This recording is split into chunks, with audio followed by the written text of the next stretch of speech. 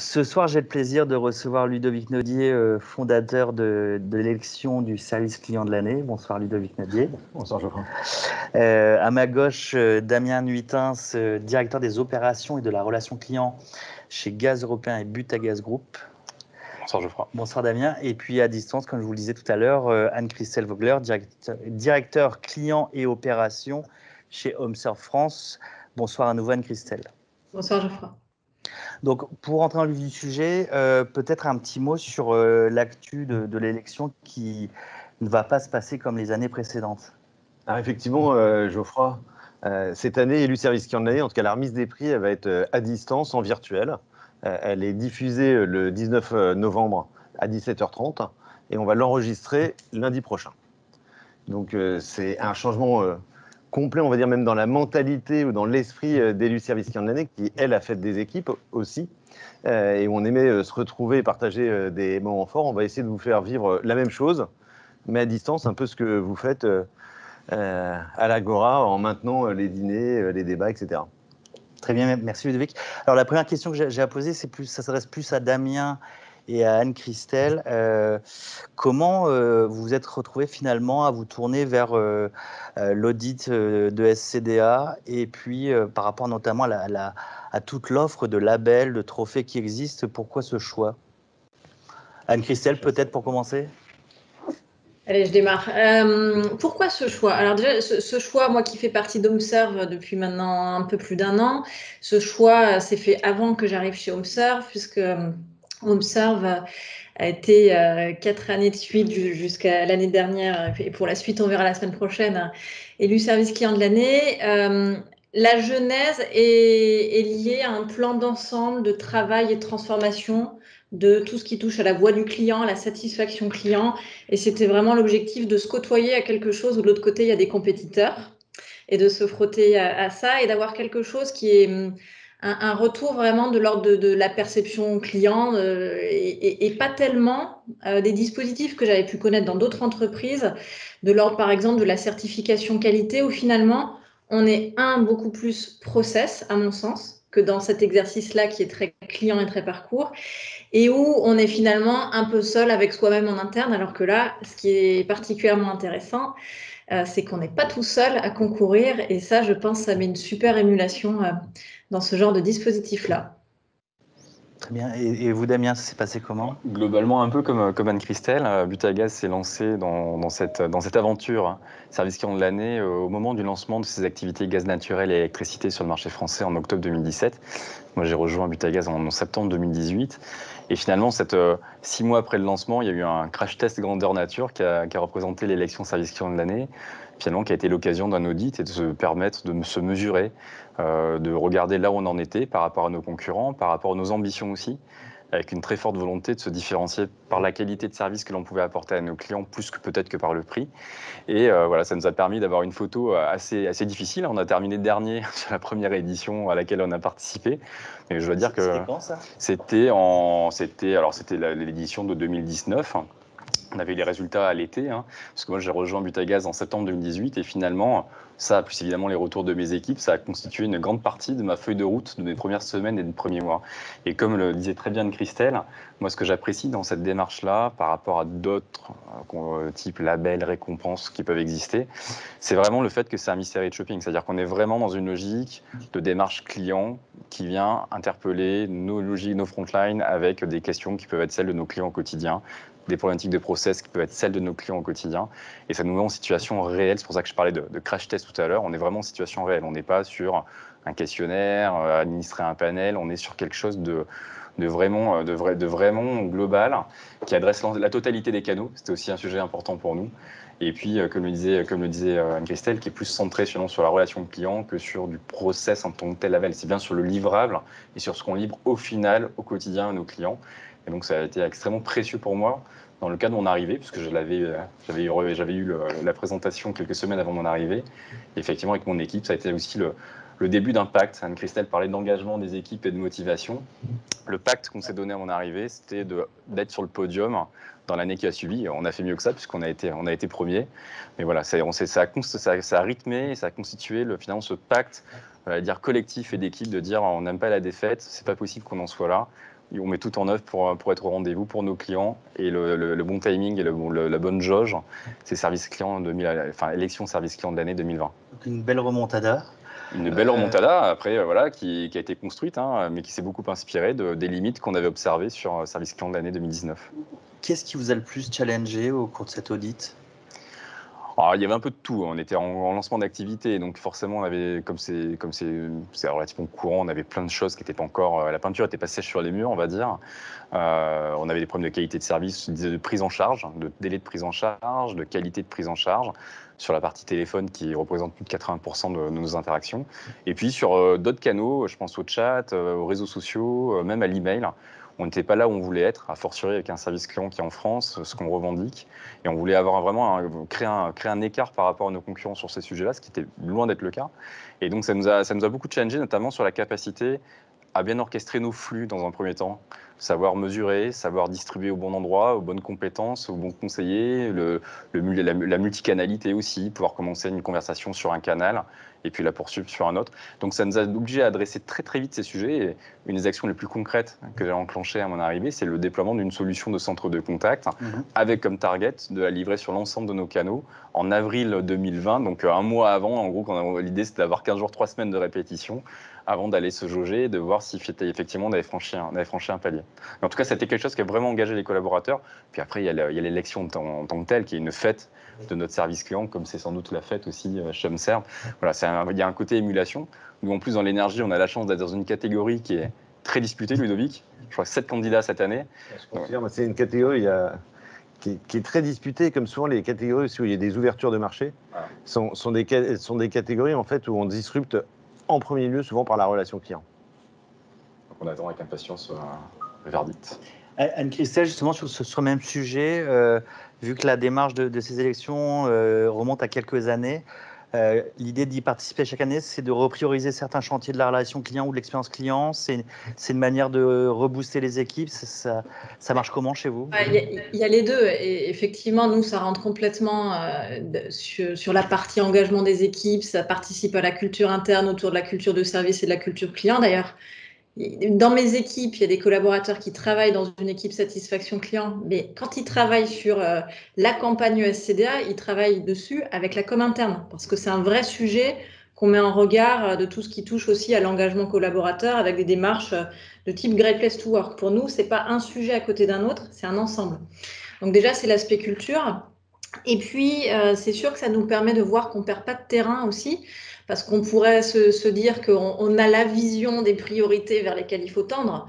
Sauf que là, l'aspect compétition nous permet aussi, si on décroche sur un canal ou sur un aspect qualitatif versus un aspect quantitatif via toute l'aristide dont on bénéficie, ça nous permet d'être sûr aussi que c'est pas simplement nous qui décrétons les priorités, qu'on colle à un standard du marché.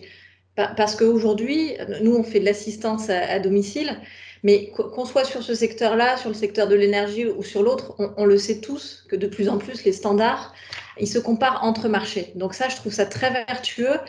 Ça nous permet par exemple de voir que le sujet des canaux est un sujet sur lequel on savait qu'il fallait travailler chez HomeServe et où on avait dans notre organisation trop de silos. Il y avait trop d'équipes qui étaient colorées en termes de périmètre et de frontières sur tel et tel périmètre, tel et tel canal versus d'autres équipes qui en traitaient d'autres. Et moi, typiquement, ça m'a permis aussi d'appuyer ma refonte d'organisation quand je suis arrivée l'année dernière.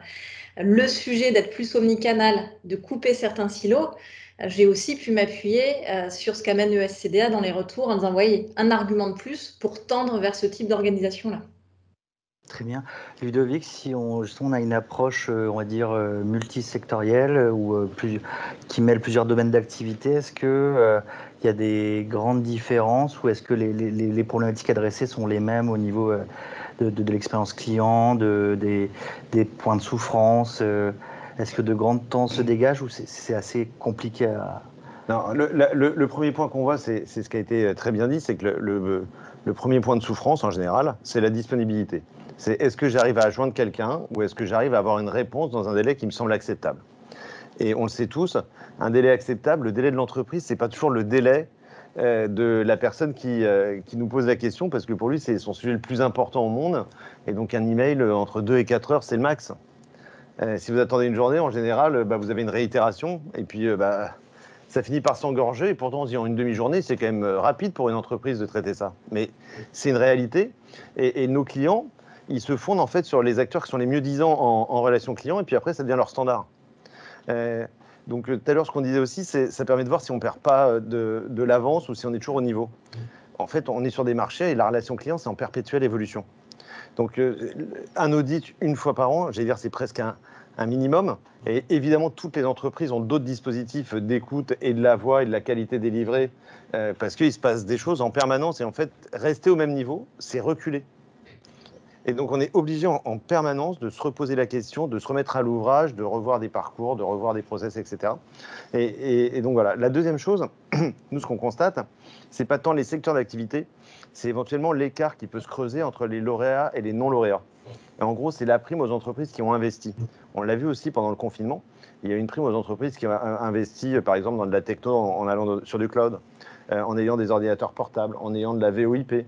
Parce que d'un seul coup, ça a permis de déployer beaucoup plus rapidement ses collaborateurs, soit sur d'autres sites, soit depuis chez eux. Là où des entreprises qui n'avaient pas forcément investi ces dernières années se retrouvaient un peu bloquées avec des systèmes où le site, être sur le site, c'était la règle et on n'avait pas tellement le choix. Très bien. Si on se penche un peu plus maintenant sur les réalisations qui prennent corps par rapport à cette élection, pour devenir un champion de l'expérience client ou un lauréat du moins d'élu service client de l'année, ça demande de l'entraînement et de la pratique. Qu'est-ce qui justement chez vous, chez Butagaz, a nécessité plus d'efforts qu'à l'accoutumée? Bon, je pense que là où on se retrouve bien dans la grille, hein, qui est la grille de calibrage, de notation de l'élection service client de l'année, c'est qu'on est assez en phase sur les priorités. Alors, on est entre nous, hein. Évidemment qu'il peut toujours y avoir des discussions à la marge sur mais est-ce qu'il faut reformuler comme ça, est-ce que c'est pertinent vision client, etc.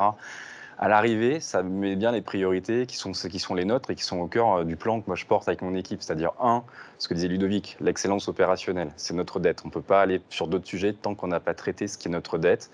Être bon sur nos fondamentaux, la prise en charge, la capacité à router au bon endroit, dans les bons délais, etc. Et à mesurer, je tiens vraiment à souligner cet aspect-là. Le deuxième sujet qui est dans les grilles, c'est la qualité de la réponse apportée, la pertinence, la posture relationnelle. Et là, c'est un sujet qui prend plus de temps à travailler. On est sur des sujets de plus, ce qu'on appelle l'empathie, l'intelligence émotionnelle au sens large, etc. Ça, c'est des sujets sur lesquels d'ailleurs, on en discutait récemment avec Anne-Christelle, qui est en pleine semaine client chez HomeServe. C'est des sujets sur lesquels on travaille sur la durée. On est sur des initiatives qui nous permettent de gagner du temps, par exemple du partage de best practices grâce au speech analytics. On travaille avec Hello Media sur ces sujets, par exemple. Comment on arrive à décupler, à accélérer via le quality monitoring et à travailler sur le discours. Donc ça, c'est vraiment le deuxième grand pilier, là où on commence à construire une différenciation. Et puis finalement, l'enabler de tout ça, ce qui permet finalement de réaliser à la fois l'excellence opérationnelle et la partie posture relationnelle, c'est justement ce qu'on évoquait, l'engagement des parties prenantes, que ce soit nos collaborateurs, nos partenaires, hein, comme beaucoup, nous on travaille aussi avec un outsourceur, en l'occurrence Coriolis, qui est à Amiens. Donc comment on arrive à créer cette cohésion? Et là, ça nous permet aussi d'avoir un but commun, d'avoir une direction commune et d'avoir un critère d'évaluation. Alors, on le disait aussi par rapport à notre marché, évidemment, mais par rapport à la globalité. Nous, on regarde aussi beaucoup le palmarès, ce qu'évoquait Ludovic, hein, le classement général. Nos clients, ils se comparent moins par rapport à nos concurrents, puisque par décence, ils sont chez nous en ce moment, que par rapport à l'expérience qu'ils ont vécue avec la Maïf, avec Nespresso, pour citer des marques qui sont un peu emblématiques de ces sujets d'expérience client. Anne-Christelle, et vous, chez HomeServe Moi, je pense à un canal en particulier qui est le canal mail, sur lequel ça s'est allé de pair en fait avec une montée en compétences sur ce canal chez nous, qui représentait encore un volume mineur et qui, évidemment, on est en 2020, progresse. Nos équipes aussi marketing ont beaucoup développé l'espace client et le fait aussi de favoriser tout ce qui est formulaire web. Cependant, il y avait un peu ce phénomène sur ce canal mail chez HomeServe de se dire c'est bien, demi-journée ou journée. Non, c'est plus assez rapide. Ça, c'est le quantitatif et c'est ce que disait Damien. C'est juste la base pour rester dans la course. Ensuite, comme plein d'autres, on ne veut pas juste rester dans la course, on veut se différencier. Il y a les autres éléments. Il y a le contenu avec lequel on répond, la petite touche en plus, la personnalisation. Ça nous a beaucoup aidé parce que ça nous a renvoyé aussi des éléments sur notre manière de répondre aux emails. Donc ça aussi, ça a donné lieu à des chantiers de travail. Même le look and feel de votre gabarit d'email et la manière avec la marque répond sur un canal email, là aussi, Et c'est pas qu'avec des équipes relations clients, mais aussi plus IT et marketing qu'on travaille sur des sujets comme ça. Rien que ce sujet-là sur un canal comme cela, à la fois la grille et à la fois les restitutions, nous, ça a été un vrai chantier d'amélioration continue et qui nous a permis de progresser. Il reste des marges de progrès, évidemment, mais sur le quanti, sur le quali, ça a complètement permis de poser des actions concrètes sur ce canal. Je trouve qu'il y a quelque chose de très intéressant dans ce que vous dites, c'est que finalement, c'est aussi un projet d'entreprise. Oui. Ça permet d'amener avec vous et de porter ce sujet dans toute l'entreprise, dans tous les services, éventuellement de prioriser ou d'être sur le dessus de la pile à l'IT ou ailleurs. Et le fait aussi d'avoir un rapport qui est illustré avec des exemples permet aussi, quand on a une signature, de dire bah voilà, c'est pas que nous, c'est pas ce qu'on pensait en interne, c'est pas des clients qui l'ont dit. Regardez, c'est démontré. C'est un peu CQFD en fait. Hein. Ouais, j'allais rebondir sur ce point, et effectivement, c'est un projet d'entreprise. Ce qui pose aussi d'ailleurs le point de, comment dire, le fait que ça vient aussi d'une volonté du top management de l'entreprise, c'est-à-dire qu'il faut que ça soit une priorité pour la globalité de l'entreprise, sinon nous seuls dans notre coin, on peut optimiser des choses, on peut faire de l'amélioration continue comme l'évoquait très bien Christelle, et c'est ce qu'on fait au quotidien, y compris avec des dispositifs de mesure, de voix du client à chaud, d'efforts client. On a la chance de mener avec Mediatek justement, mais voilà, je pense que ça vient ça vient contribuer à un projet de rendre l'entreprise plus customer-centric, et ça permet du coup d'embarquer d'autres directions dans ce projet-là. Quand on déploie une solution de centre de contact en multicanal en 4 mois, on peut évidemment pas le faire sans la DSI, quand bien même on a fait beaucoup de choses à la main du métier. Voilà, on a évidemment que ça participe à une démarche commune, et donc il y a aussi ce côté entraînant sur la culture de l'entreprise. Je lisais il y a la semaine passée, je crois, une étude de McKinsey qui soulignait à quel point, aujourd'hui, dans les transformations clients, on peut faire beaucoup de choses, mais finalement, le point de départ, c'est la culture de l'entreprise et la culture client. Et ça contribue à fédérer autour d'un objectif commun de culture client. Et justement, c'est quoi votre recette pour cultiver cette transversalité ?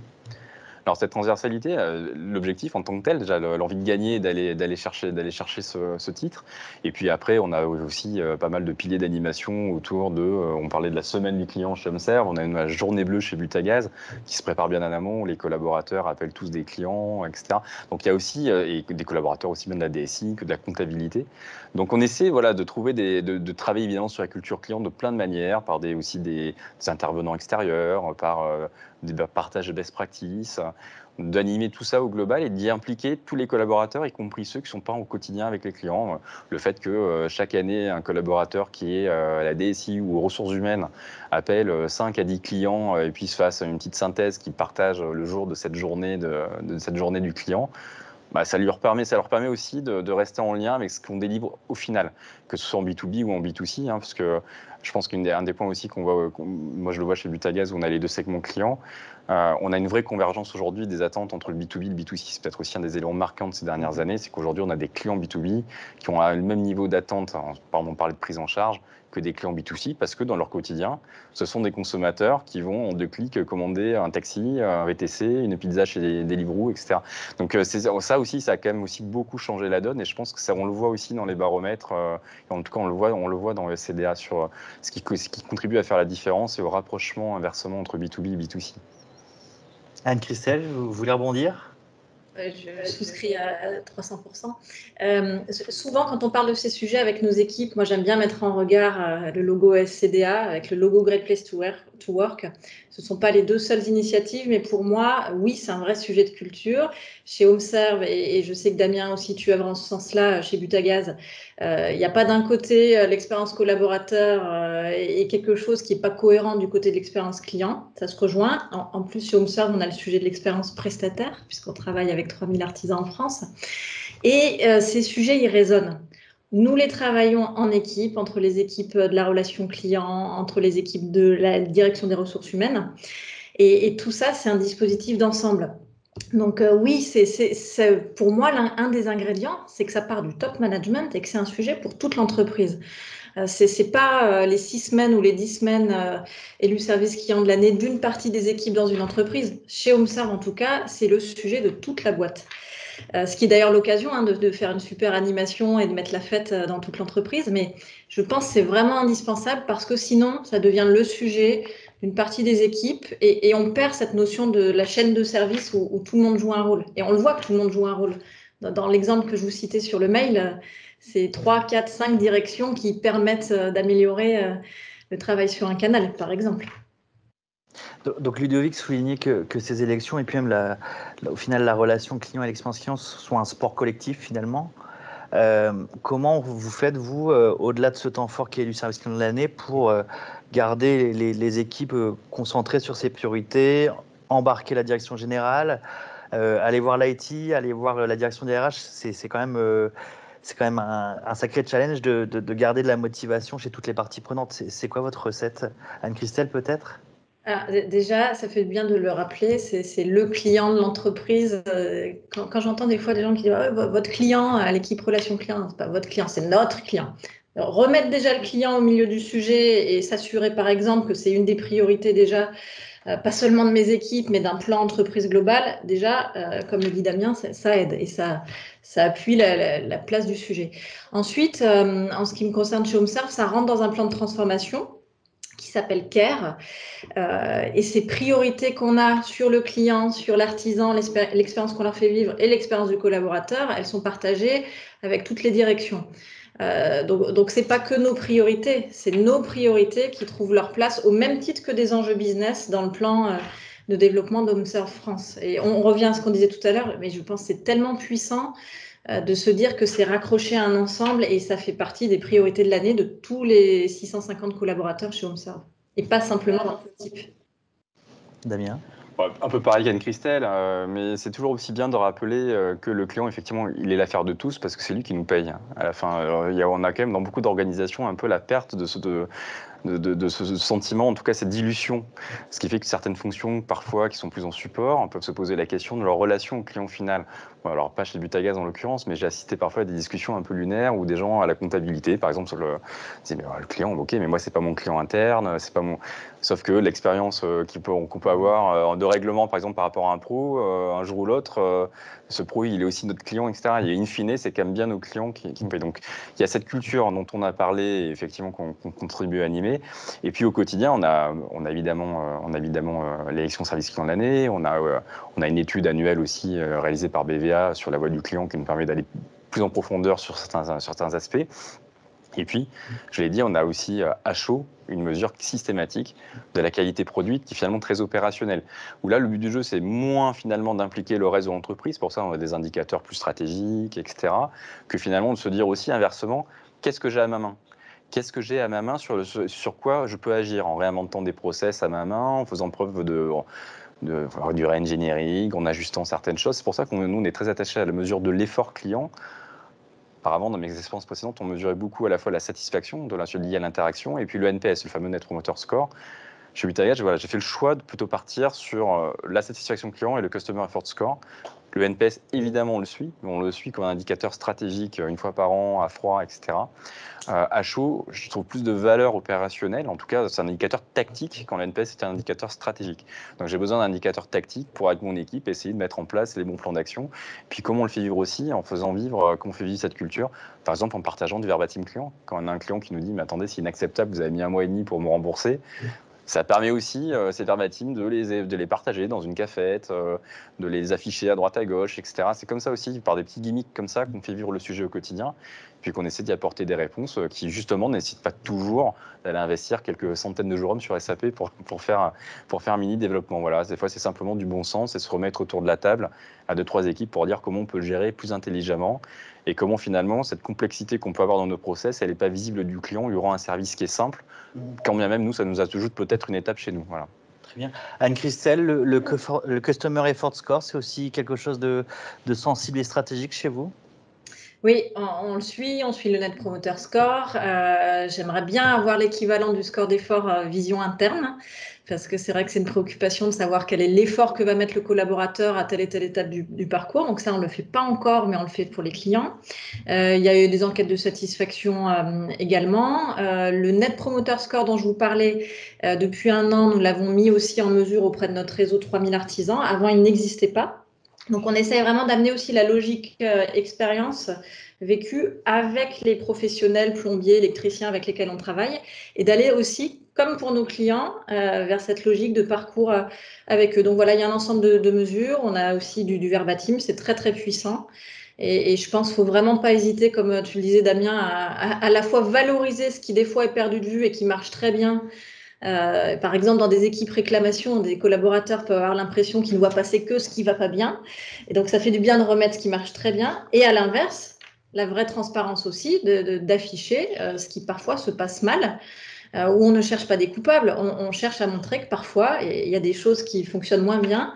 Et comment on en est arrivé là, comment du coup on remonte sur le processus interne pour se dire, bon, bah, ça ne doit plus arriver demain, comment on fait?